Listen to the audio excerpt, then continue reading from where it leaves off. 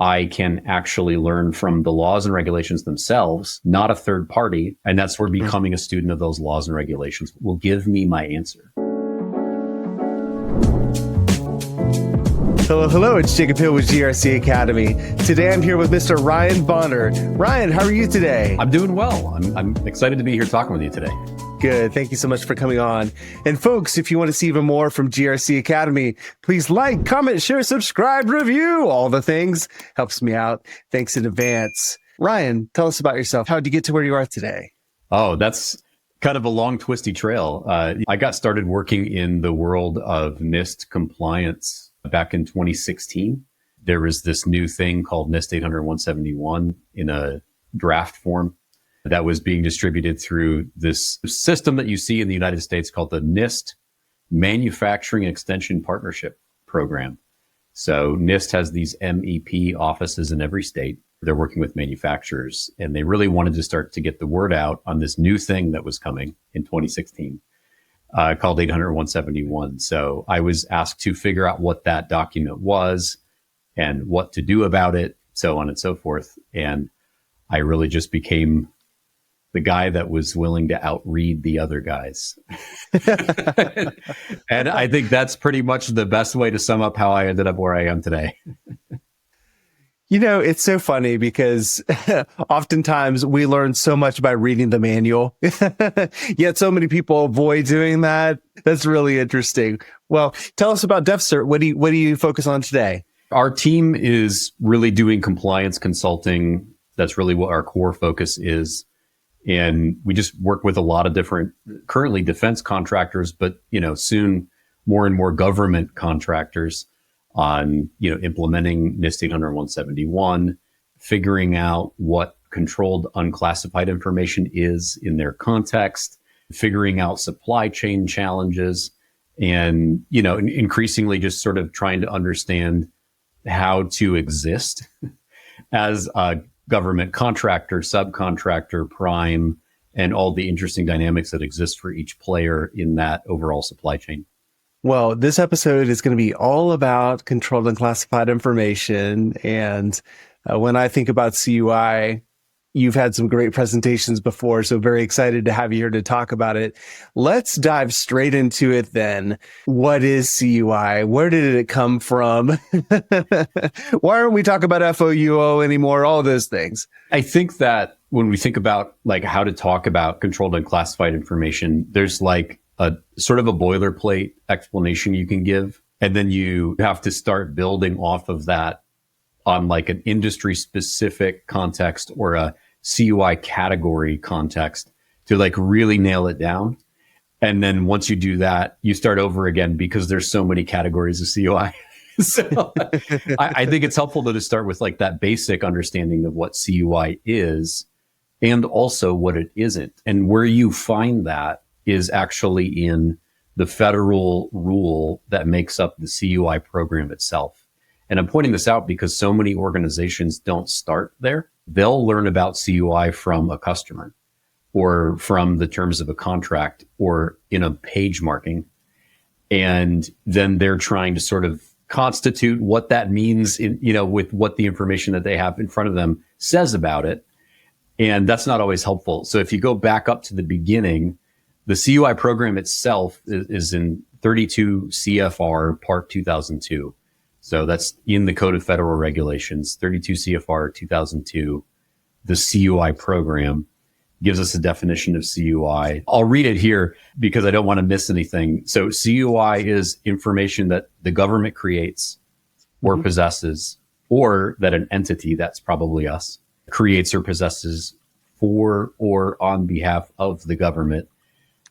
That's condition one, but also it's information either possessed by the government, created for the government, that a law, regulation, or government-wide policy makes us care about either safeguarding or dissemination. So that's kind of like a conditional definition, right? If both of those conditions aren't true, we're not dealing with CUI. So when we think about what CUI is and what it isn't, sometimes it can be easier to think about what it's not. If we're looking at that definition, CUI is not something that I didn't create for the government or that the government didn't possess and send to me. And it's also not something that isn't subject to like a law or a regulation. I think I used a double negative there, so sorry about that. But if I just have a piece of paper and there's no law or regulation that says I have to care about safeguarding that piece of paper or who I can send it to, even if I generate it on a government contract, it's probably something less than CUI. The other things that CUI is not are also kind of baked into the CUI definition itself. So I'm just going to continue reading here. However, which is always good to read in a definition, CUI does not include classified information. Oh, okay, I get it. Controlled unclassified information. But CUI also does not include information that a non-executive branch entity, so like a non-agency, us, private sector, possesses and maintains in its own systems. That didn't come from the government, wasn't created for the government, or was not created or possessed by another entity acting on behalf of the government. So like a prime, for example. So you start to get this idea now that like, okay, basically data that doesn't leave my four walls wouldn't qualify under these conditions, and it's obviously not classified information, and it's obviously not things that aren't subject to laws or regulations. So you start to see that like CUI as a concept is really constrained by this definition that you see at a federal level.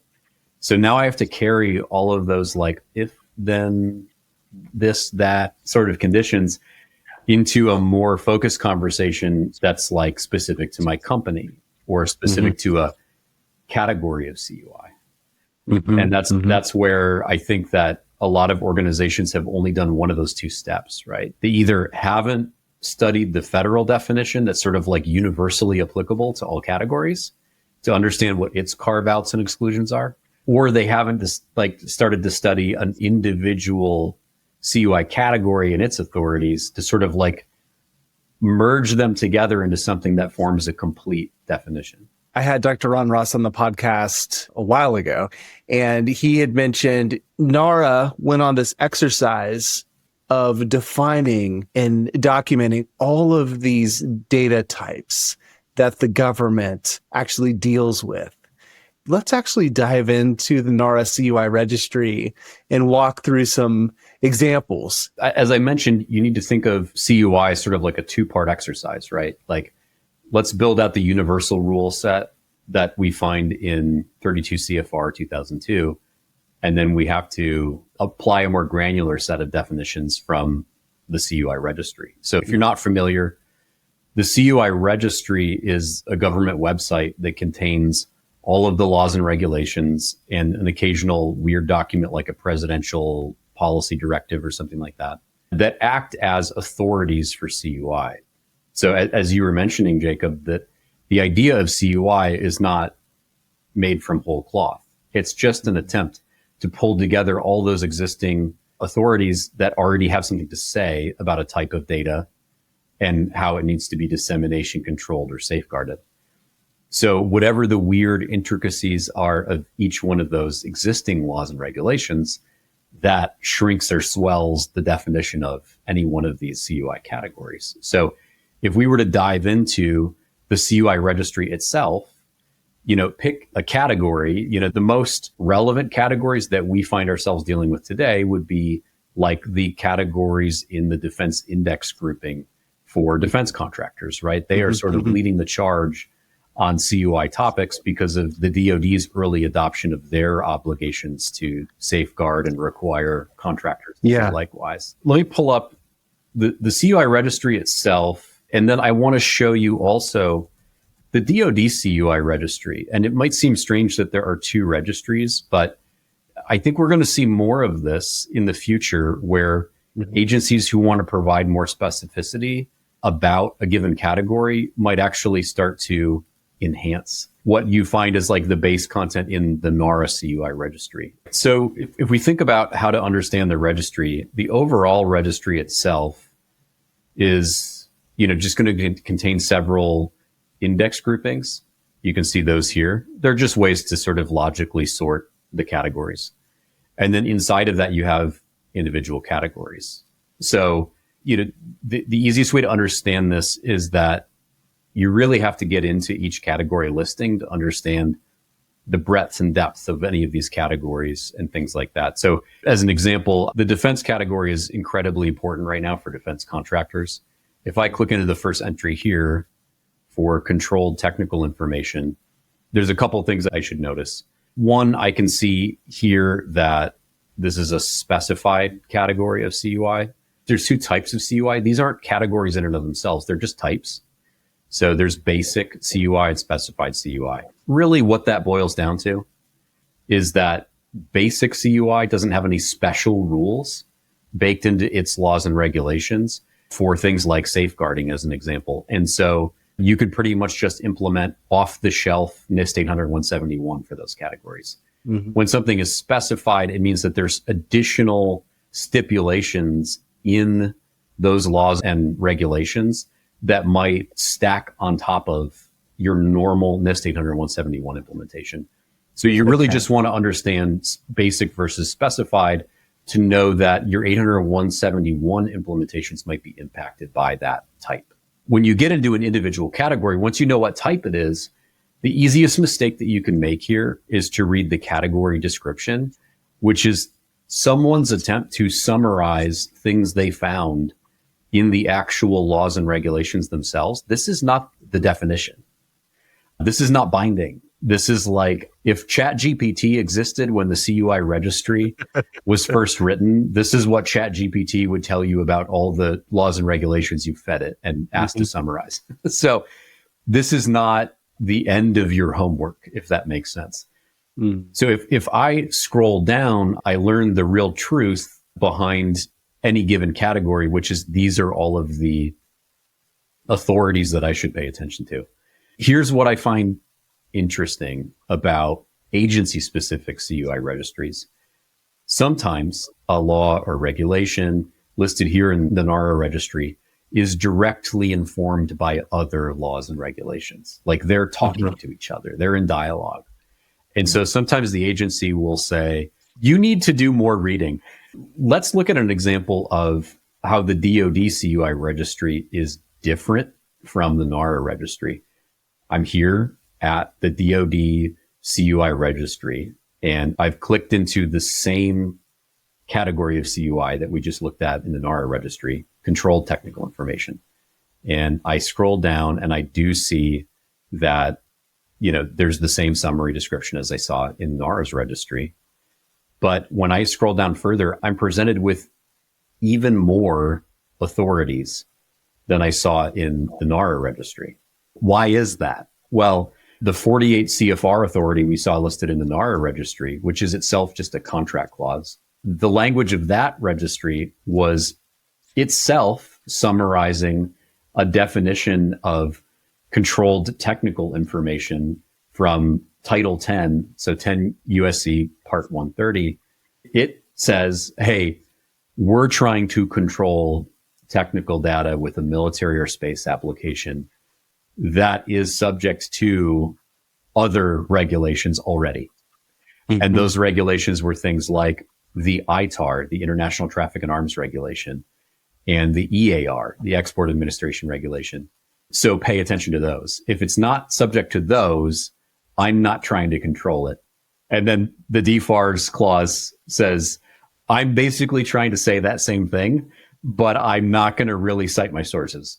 So the DoD is like, we should fix that. And so in their registry, they actually delineated all of the authorities that eventually informed the contract clause.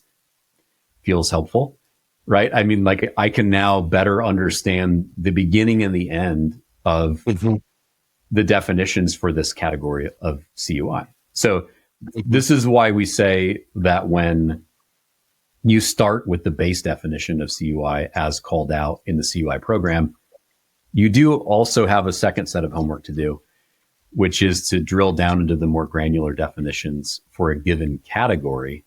And you're going to find yourself doing that more than once as you receive more than one category of CUI, or you're asked to generate more than one category of CUI on a contract. Very interesting.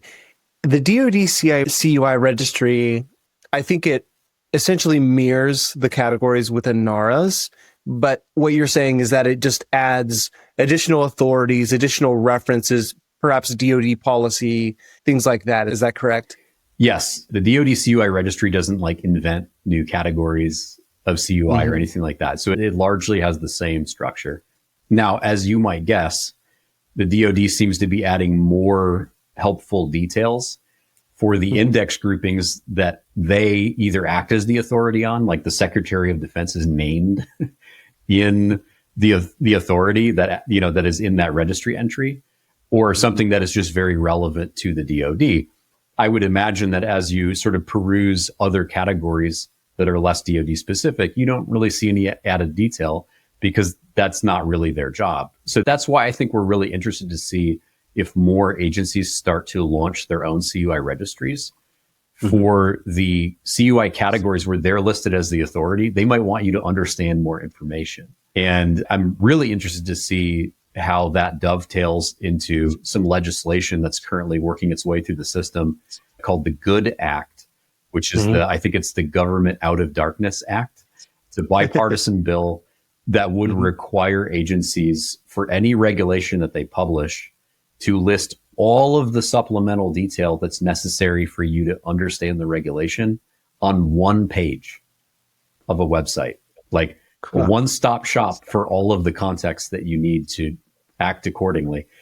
And I think that could be a fantastic future supplement for CUI entries, because if I can see these authorities, these regulations, I can then go to a GOOD Act page that would provide all the supplemental detail I need. So I think the takeaways here, folks, are that the NARA CUI Registry, it's the list of CUI categories. Those are based on authorities, regulations, laws, and they didn't come up with those on their own. They actually referenced all of the laws and regulations and then tried to logically group them and put them together in that fashion. And then the DoD CUI Registry mirrors the NARA CUI Registry, but adds additional authorities. And so that's really interesting. That'll come into, I'm sure, into a discussion when we talk about decontrolling CUI after a little bit here. Hey folks, let me tell you about today's sponsor, Vanta. Is your manual GRC program slowing you down? Well, there's something more efficient than spreadsheets, screenshots, and manual processes, Vanta. With Vanta, GRC can be so much easier while also strengthening your security posture and driving revenue for your business. Vanta automates key areas of your GRC program, including compliance, risk, and customer trust, and it streamlines the way you manage all of this information. And the impact is real. A recent IDC analysis found that compliance teams using Vanta are 129% more productive. So get back time to focus on strengthening security and scaling your business. Get started at vanta.com/GRC Academy. That's VANTA.com/GRC Academy. Now back to the episode. The DoD just issued some guidance to program managers on how to determine the CMMC level for solicitations and contracts. Tell us about that guidance and how that aligns to just what we were talking about. I think there's some interesting things happening with that guidance that was published very innocuously on a DoD procurement toolbox webpage. That .com no less. There wasn't a lot of pomp and circumstance around its release because its audience is the program managers on DoD programs. Obviously, there's huge impacts for us. So when we think about that guidance, the way that it's structured is it's really refining some of the things that are already in 32 CFR 170, the CMMC program itself. So the way that guidance is designed to work is it's providing constraints on the phased rollout for CMMC.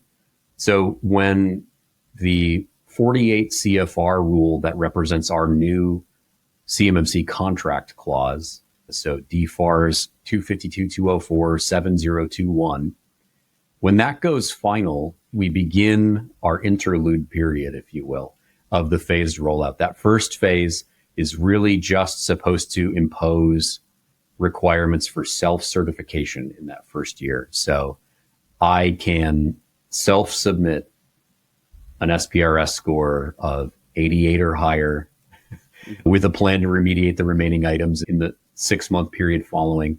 And that's supposed to be appropriate for new contract awards. Again, this is for new contracts.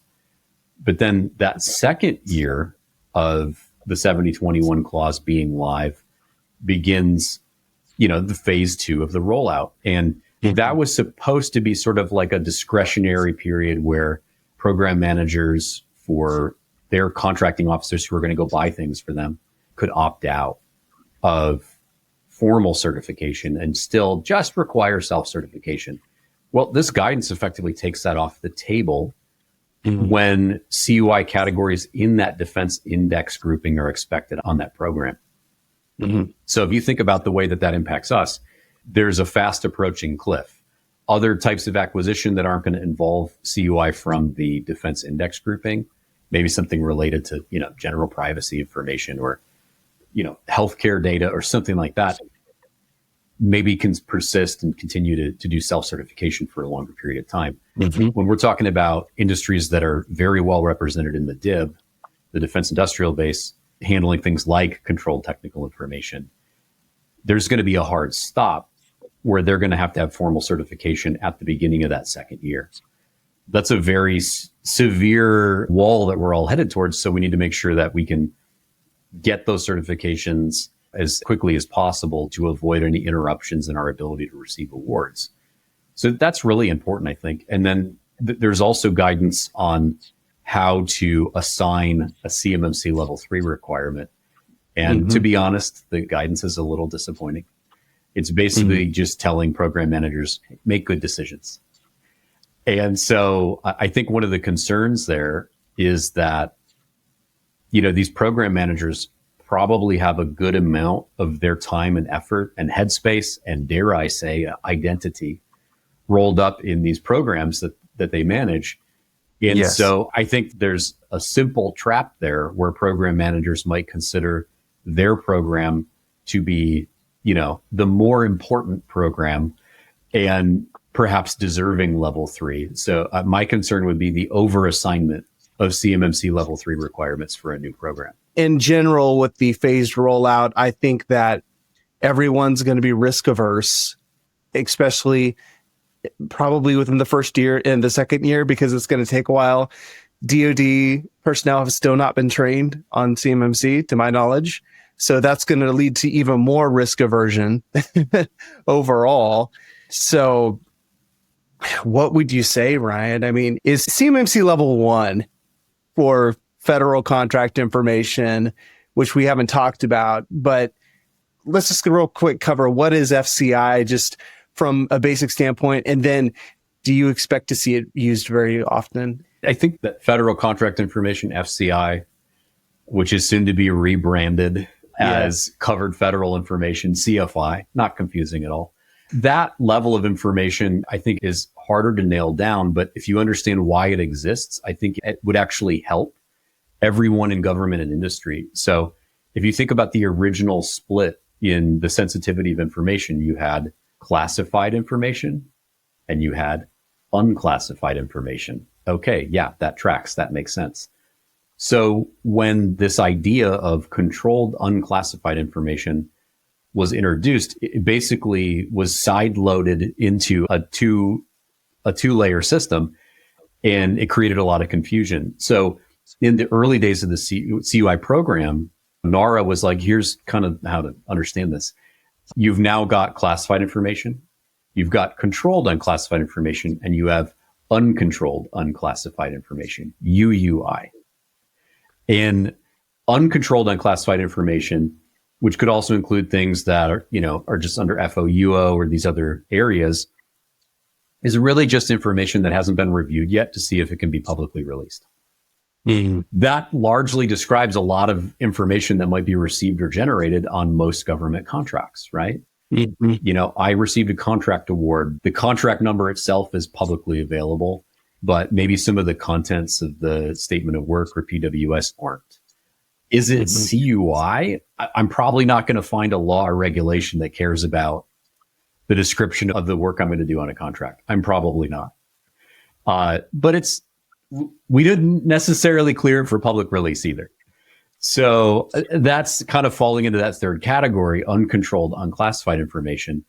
that later just sort of became FCI. And so really FCI is just uncontrolled, unclassified information that is coincidentally overlapping with a contract. That's probably the best way to build out that worldview. And so the problem with FCI is that there's no marking requirements for it. It's just kind of the stuff that's not public. So it's like disproving a negative, right? Is it public? No. Okay, it's probably FCI.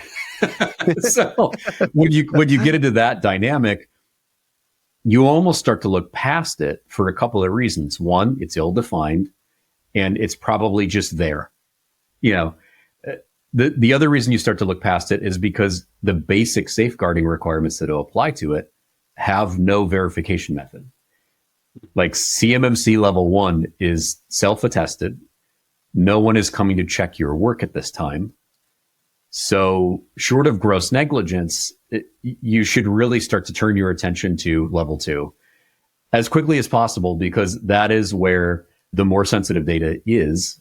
That is the scope inside of which you're going to have your math checked. So it would be better to take the lessons you're learning from CMMC level 2 implementations and map them back into the enterprise, or map them back into broader systems to meet level 1 requirements to protect that FCI. That's a really good description. The way that I've read it also is really, it's information that's, as we just walked through, the NARA CUI Registry doesn't fall underneath one of those laws or regulations that makes it CUI. And also, I mean, there's that blog from, I think it's ISU, the NARA office out there, that puts FCI as an umbrella, and then CUI as a subset underneath that. But essentially, it doesn't fall underneath any of those regulations, those laws that make it CUI, that subset. However, the government still doesn't want it released. At this point, that diagram is like a decade old. And so I think that if we were to look back on that, this might be a hot take, but I think it was incorrect to nest CUI inside of FCI on that diagram as if it was somehow like a subset. Something's either FCI or it's CUI. Like, those are distinct topics. They have their own safeguarding requirement. I think the reason that those ended up being diagrammed the way that they were is because so often in a single document, CUI and FCI will be intermingled. And so that's probably why it ended up being represented that way. But you're either dealing with like basic safeguarding obligations, or you're dealing with CUI protections, like for a particular type of information. So I think it would be better to like show them separately and then almost show them like splining together or something. And it'd be like, these probably coexist in a shared file, in a folder, in a document, in a CAD model. Like, that would probably be an easier way to explain to someone their interrelationships. All right. So CMMC level 1, we know that is required when only FCI is involved. CMMC level 2 is the minimum requirement when CUI is involved. And then CMMC level 3 required for DoD's highest priority CUI associated with those programs that are the highest priority. So weapon systems, all those things, things like that. And CMMC level 2 self-assessment minimum requirement is for CUI outside of the defense index grouping, and then CMMC level 2 certification required for CUI within the defense index grouping. All right. So a big problem DoD and the government has overall is just marking documents. And there's something that is coming in the FAR CUI rule that will help with that problem. But even before we get there, I don't know what you think, but my position is that security classification guides can help here. Not every program has an SCG, so that's an issue. But for those that do, we have those folks who are outreading the others, as you mentioned earlier, right? And they can do that hard work to identify the CUI within their programs, especially the ones that will be handed out to the defense contractors. And that can help in this exercise that we're about to talk about. Let's dive into that form that will help identify the CUI that will be given to contractors? In this new proposed Federal Acquisition Regulation CUI rule, that there's going to be a CUI clause introduced, and it provides some instructions for contracting officers, obviously in coordination with a program manager, to come up with a list of the CUI that will be involved on a particular solicitation or bidding opportunity or whatever it might be. There's not a lot of specificity in those instructions on exactly what content needs to be in that new format. And in fact, that format doesn't even have a formal name or number yet. If you're familiar with the way government does everything, it's always through forms, and it's always through standard forms. And so we're just told that there will be a standard form XXX, numbered to be determined later, that we can go to that will basically tell us what CUI is going to be present on this upcoming solicitation before I even bid on it, or things of that nature. Now, the ambiguity right now is how much detail am I going to receive? If I get that standard form document and it does what security classifications guides do, which is there is one checkbox for this program will involve CUI, and someone can go, yes. It's like, that's not helpful. We did not move the ball forward at all. By that same token, if I just get an excerpted list from an SCG saying, here's the things that are unclassified, it maybe doesn't tell me necessarily when those things stop being unclassified, for example, or stop being CUI. So I think that if we're building a wish list, that document would actually name the existing documents that are already intended to be distributed and what categories they are. I know that's a lot of clerical work, so we might not get that. What we'll probably get is just a list of the CUI categories expected on a contract. So hey, on this contract, there's going to be some general proprietary business information. There's going to be some controlled technical information. Oh, and there's probably going to be some operations security information or OPSEC. If that's all we get out of this form, it's an improvement over the single monolithic checkbox, but it is not a quantum leap forward in our ability to make informed decisions.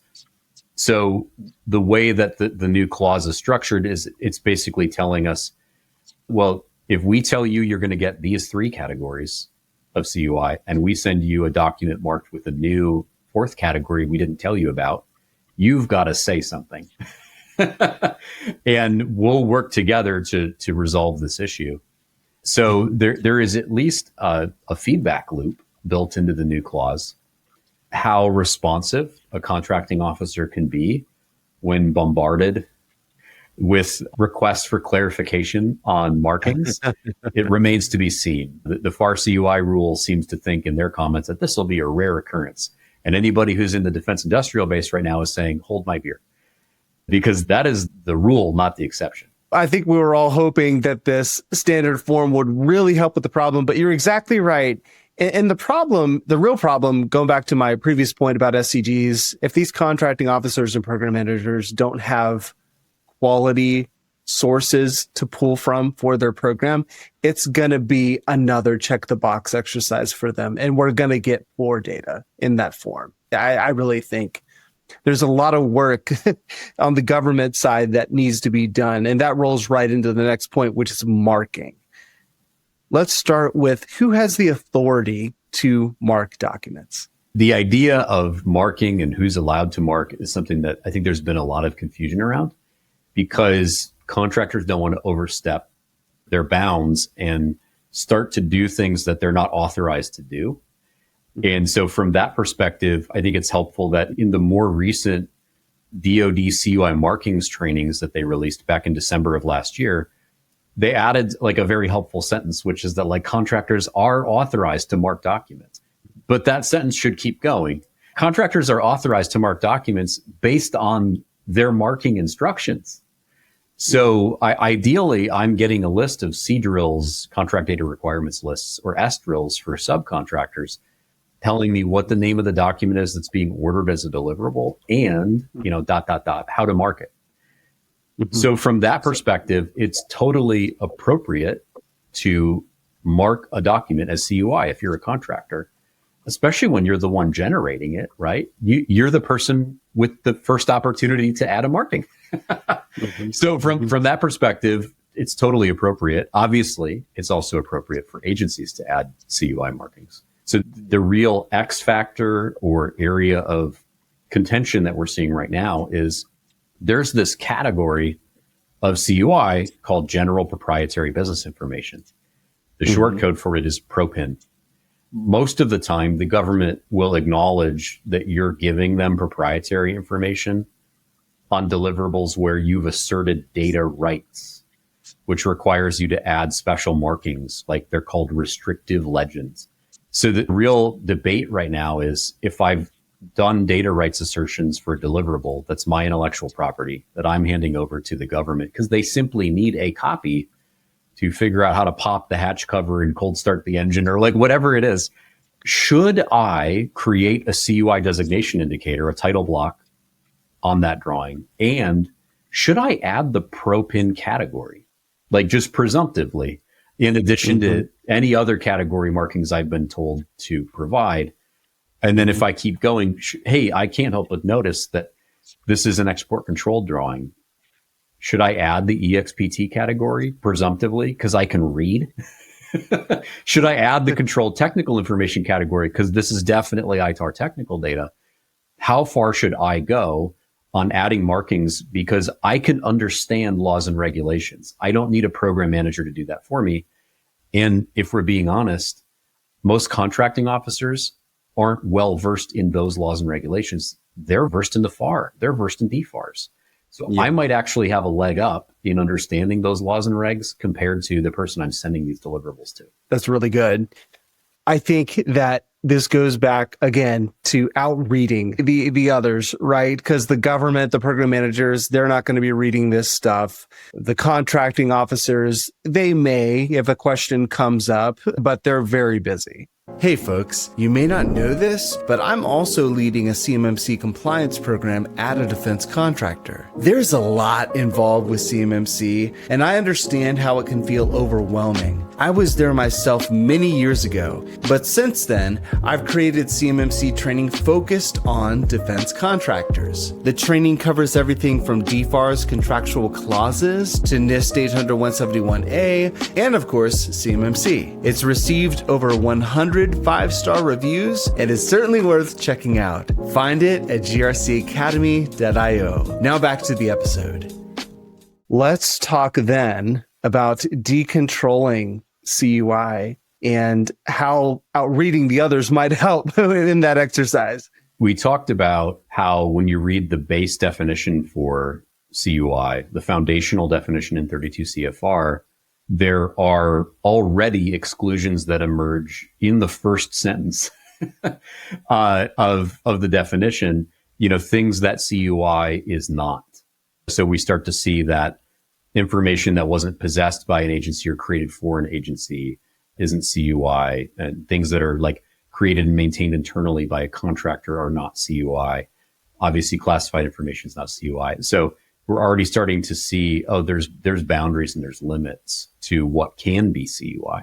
That's especially true when you get down into a particular category where you have laws and regulations that themselves provide limits. They'll say that like our regulated data in this regulation is the following. Oh, and it's not these things. So if I can become a student of the laws and regulations for my CUI categories, I can actually learn from the laws and regulations themselves, not a third party, what should or should not be CUI. And if I find myself creating a piece of content or information that just fails to fall into the control of those laws or regulations, I'm probably not creating CUI at that point. So this becomes really interesting when I sit down with like a highly detailed technical drawing or something of that nature, maybe detailed specifications from a customer. And I'm well backed in the idea that that CAD model or drawing or full technical volume is, of course, a controlled document. It's subject to the laws and regulations I'm focused on. But if I just need to parse some simple data off of that document for administrative tasks, like the solicitation number and which PM on my team is going to take care of quoting for that project, or things like that. I need to know if I can move those pieces of content off of that CUI document without creating derivative CUI. And that's where becoming a student of those laws and regulations will give me my answer. So we're very, very interested in the role that industry plays in being able to read those laws and regulations and being able to apply them to the document they're looking at and say, I see 8 or 10 pieces of content on this document or this drawing that I know I can remove and put into a new format without creating derivative CUI, because I can prove in law and regulation that each of those pieces of content is not subject to a CUI authority. Now, another part that comes up here is the government says something CUI, and we, as the contractor, disagree, and we don't believe that's the case. Let me give you a specific example and get a read on this. Okay, so the government has given us a RFP, and they mark that thing CUI, okay? And we don't know what CUI is in there, but the whole thing's marked CUI. So that's another discussion. However, they've instructed us as the contractor to mark our response when we submit it as source selection information, which, I mean, when the government just marks a RFP as CUI, that is going to limit competition right there. Because there could be new entrants that are interested in responding, but they don't yet have compliant systems and things like that. I mean, that's a whole nother story, because how long it takes to actually get up to speed is a problem. Sometimes there's a good amount of lead time, especially if we're dealing with RFIs. But in any case, the government has to be careful there because they're limiting competition. Okay, so that's one thing. However, what would be your read on them asking the contractor, go ahead and just mark your response as the CUI category source selection? What is your initial response to that? This needs to be its own podcast, to be honest. So when we get into any given CUI category, we have to understand the limits of the authorities. And so what's fascinating to me about SSEL, source selection information, is several things. One, it shares legal authorities with another CUI category, which is crazy making. So when something is SSEL submitted by a contractor, it is almost always also general procurement information, procure. And the reason for that is because when you dig into the legal authorities for SSEL, what you will often find is that the predominant reason something is SSEL out in industry is because it's bid and pricing information on a sealed bid. That's almost the only kind of content that would ever go to a contractor or would ever be requested from a contractor. Thinking back to the root definitions in 32 CFR. Everything else that's SSEL is stuff that is closely held within acquisition commands. It's evaluation plans and evaluations of contractor past performance. You don't ever get a copy of these. No one gives you the dirt on your competitor, right? Yes. Like that all stays with them. So source selection information, when you actually read the list of it in federal regulations, you get through all these document types that count as SSEL. And then at the very end, you get to bid and pricing information. And that's almost the only overlap with industry. And so what we've found is that acquisition commands are telling contractors to mark their pricing information that they give back to the acquisition command when they ask for a price on something as SSEL, because when they possess it, government possession occurs, it converts into CUI. They have strict rules on who they're allowed to give that pricing information to. Mm-hmm. If there weren't, they could just take the lowest price, give it to your competitor and say, can you beat this? Yeah. So because of that, they are constrained. The laws and regulations govern their behavior, their dissemination, their safeguarding obligations. There really isn't any safeguarding obligation out in industry. If I give the government my pricing and like an idiot, I decide to put it on a website, that's on me. Like if I want to open source what pricing information I gave to the government, I can do that, I guess. So from that perspective, this is a great example of a CUI authority and a CUI category where all of the constraints are on the government, not private sector. So as a result, you find yourself getting bid pricing emails from DLA that are just marked SSEL because they know that when they get your answer back, it will become CUI for them. So these like preliminary markings or presumptive markings that you get on documents. So if you know that that's actually the mechanism that's in place here, my pricing information needs to be safeguarded by the government and dissemination controlled by the government, then you can get those markings and go, I see what's happening here, but rest assured, the new content I'm about to add to this email chain or about to submit as a bid is proprietary to me. So it's not CUI for me, even though it will be the moment the government possesses it. And so it's that like weird situation we call the proprietary paradox, where the exact same file or document is or is not CUI based on whose hard drive it's on. The source selection category here, and then the PROPIN category, you could say they're similar, but they mean different things. You know what I mean? They have different context. I really would appreciate if the CUI registry did not have any overlaps in legal authorities so that you didn't have multiple categories. Controlled technical information is the worst offender, right? Both controlled technical information and the export controlled information category list the same legal authorities. The U.S. munitions list and, the commerce control list and whole sections of 15 CFR for the EAR, they overlap. And so you get these situations where like pretty much anything that deserves to be CTI must always also be EXPT, even though that's not true in the other direction. So it's very difficult to navigate some of that. So I think that there's all sorts of like granular rule sets you have to build out for yourself once you get down to the category level to understand where something like a discussion on proprietary information or PROPIN like butts right up against something like source selection information and could even overlap conceptually. But that could be commingled or something like that. It's complicated. I was looking at all of those authorities. That's a really long list. Let's also talk about portion marking, because that alludes to the problem I mentioned previously. We get a RFP. It's marked CUI. We don't know where the CUI is. How can portion marking help?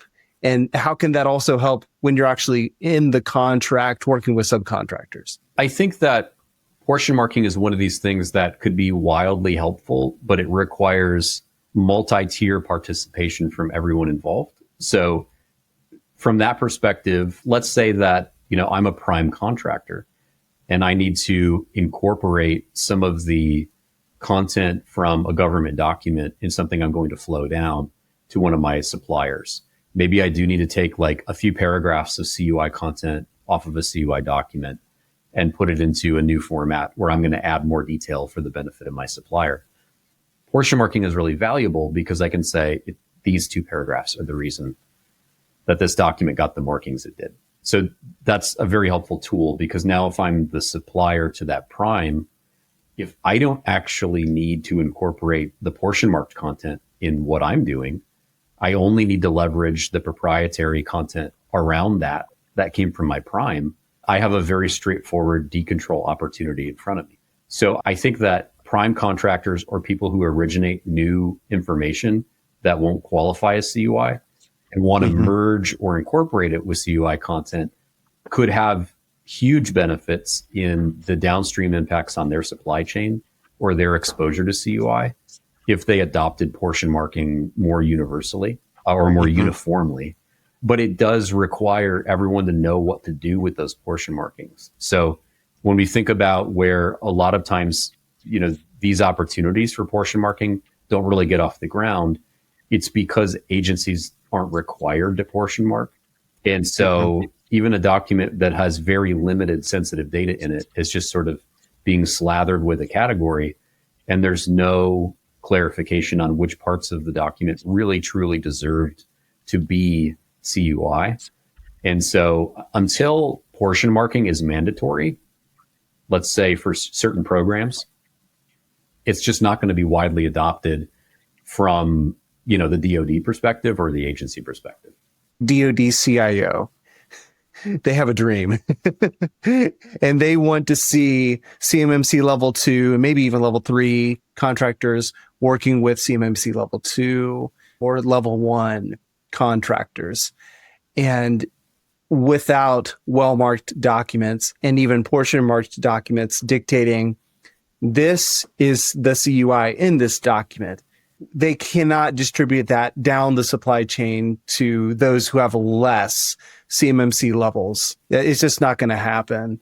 I do feel that the CMMC, the phase-in, is going to be pretty rough. Initially, everyone's going to be risk-averse, especially with the problem of, well, we don't really mark the information that needs to be protected that well. And so the government doesn't even know if CUI is going to be involved. So yeah, CMMC level 2, just in case, you know what I mean?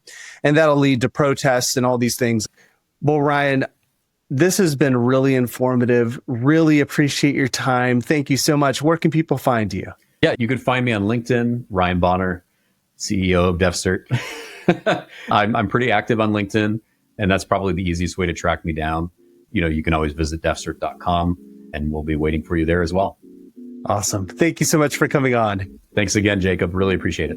Hey, folks. Hope you enjoyed that. If you want to see more, be sure to subscribe and then check out this video.